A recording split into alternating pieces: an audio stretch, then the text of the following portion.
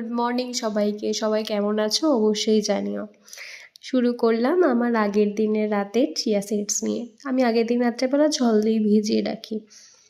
পরের দিন সকালবেলা দেখুন কি সুন্দর আকাশটা, না একটা পাখিও ছিল, কোথায় জানি চলে গেল। সকালের আকাশটা বড্ড সুন্দর লাগে, হালকা হালকা রোদ, হালকা একটা ঠান্ডা ঠান্ডা ওয়েদার। চলুন আমি আমার চিয়া সিডসটাকে অল্প করে মাইক্রোওয়েভ করে গরম করে নিই। আপনারা কি করে চিয়া সিডস খান অবশ্যই আমাকে কমেন্ট করে জানাবেন। দেখুন কথা বলতে বলতে এদিকে আমি জল গরম করতেও বসিয়ে দিয়েছি। বেশি না, আমি ওই 1 মিনিট মতন দিই। এইটা আমি ঠিক ওই 6টা নাগাদ প্রেপার করি, আর আমি 9টা নাগাদ ব্রেকফাস্ট করি।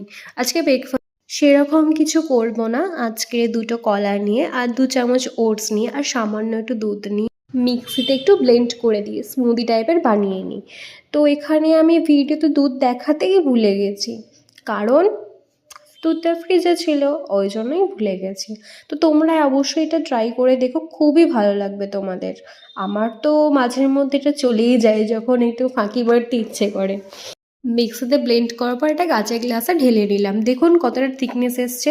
আপনারা চাইলে পাতলাও করতে পারেন, বাট আমার আজকের এটা ঘন হয়ে গেছে বুঝতে। চলো এবার লাঞ্চে যাওয়া যায়। লাঞ্চ আমার ওই 1টা নাগাদ হয়ে যাচ্ছে। আর প্লেন ভাত রয়েছে, আলু পটল ভাতে রয়েছে, উচ্ছে ভাজা আছে, মাছের ঝোল আছে। আজ বিকেলবেলা প্রচুর ফুচকা খেতে ইচ্ছা করছে, তো আমাদের পাড়াতে ফুচকা কাকু আসে, তো আমি আর আমার ননদ ফুচকা খাচ্ছিলাম। আর